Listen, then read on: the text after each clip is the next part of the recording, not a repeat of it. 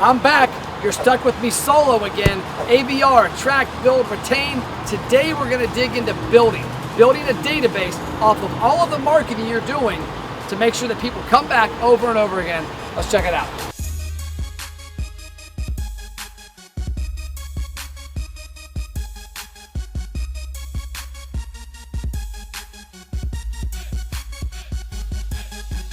Part 2 of ABR, attract, build, retain. As I mentioned outside, we're going to talk about build today. What do I mean by build? I mean building a database. As I said in the first segment, the majority of restaurants do not have the information of the people who are currently doing business with them. You also don't have the information of the people who should do business with you, or the information of the people who used to do business with you. As you can see behind me, there's an automation plan. This is a tactic we use in Facebook Messenger. You can use it many other places that helps you gather information.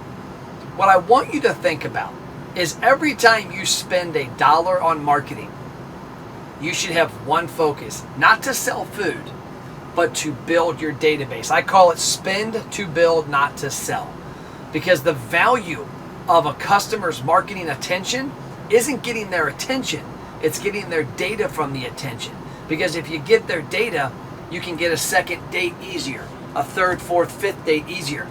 The other day I had a restaurant that said, Matt, well, I don't know if I want to give away a free burrito to somebody to give me their name, phone number, and email. I said, okay, would you rather take the risk that they might not come back?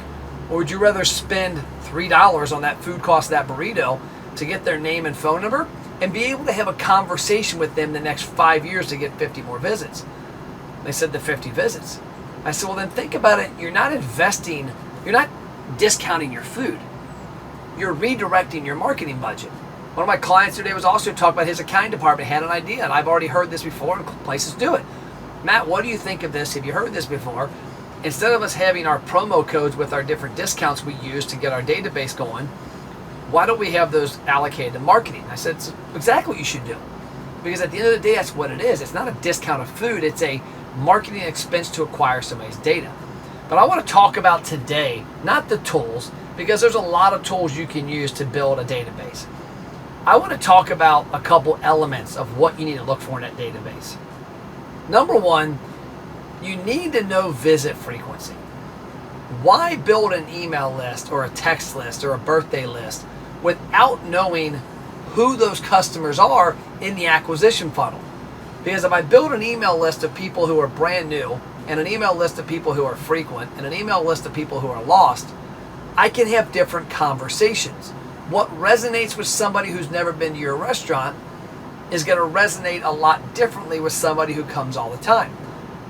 Example, let's say you have a restaurant like I talked about the other day that has a parking issue.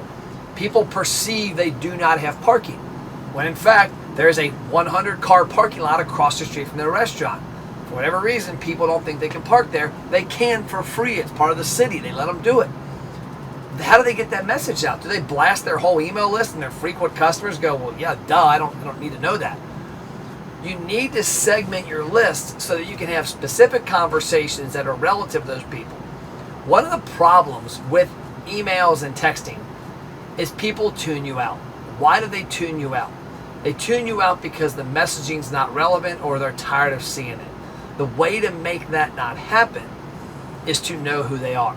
In the next part of this segment, the third part of this three-part series, ABR, the retention, we're going to talk about retention strategies to keep people's attention, keep them on the edge of their seat, and keep them coming to the restaurant. More importantly, keep them opening your emails and clicking text messages.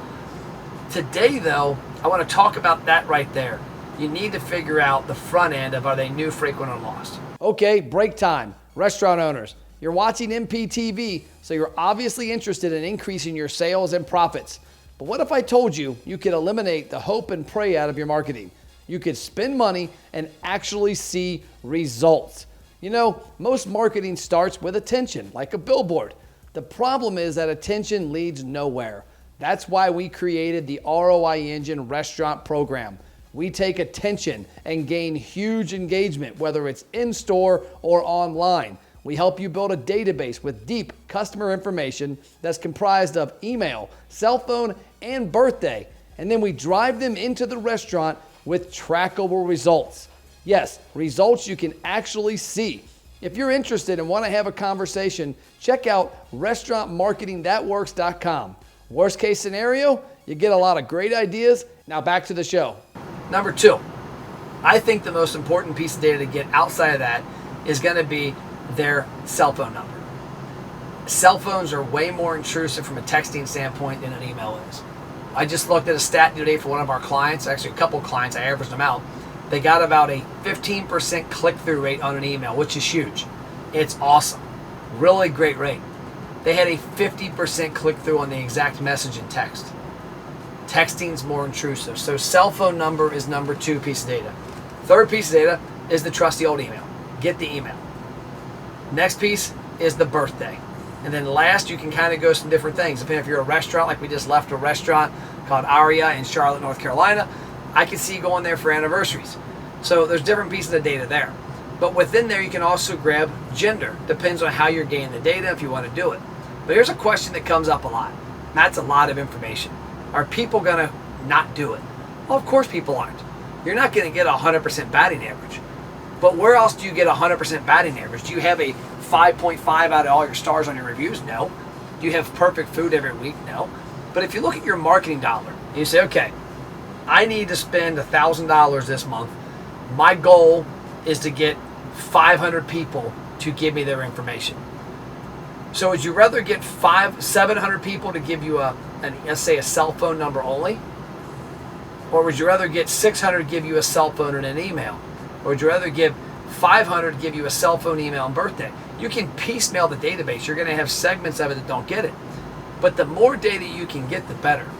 Because the more data you get, the more specific you can be down the road.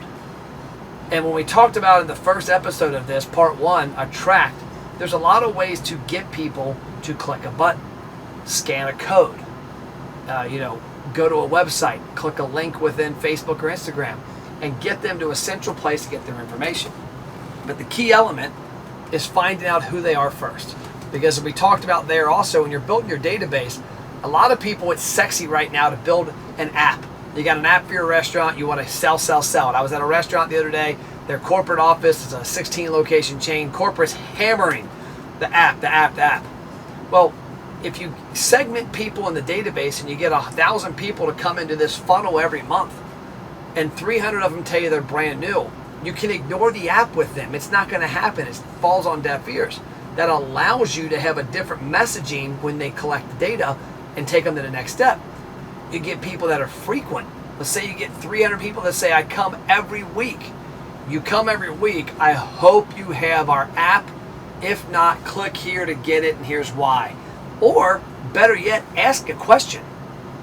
Hey, Matt, we love that you come every week. Do you have our app? Are you a member of our XYZ rewards program? And give them a bribe. Everybody that clicks the button and tells us yes or no will be entered to win a $100 gift card. Because you're trying to find out who they are. Because if they tell you they don't have the app, well, now you got to figure out why. Maybe they're not as hardcore of a frequent customer. You put them in that new customer funnel, maybe to move them back over eventually. But you've got to have tactics like that in place. Restaurant owners, did you know Matt has free online marketing courses that teach you how to successfully market your restaurant? Email support@mattplapp.com to get access to the courses and a free social media content calendar. So, in closing, I want you to think about spending to build, not spending to sell.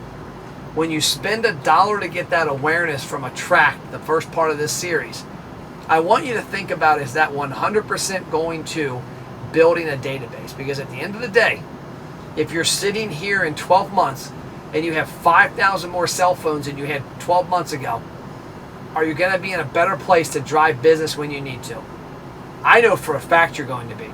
I know for a fact what I saw during the pandemic was our clients who had better segmented, larger databases were able to have more meaningful conversations more frequently and drive more sales and thrive, not survive.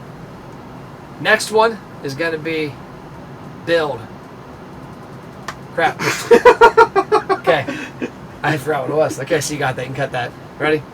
Yep. Third part of this series is going to be retain. You attracted them. You built them. Now, how do you retain them? How do you get that conversation to the next level? I'll see you next episode. I forgot what the hell it said.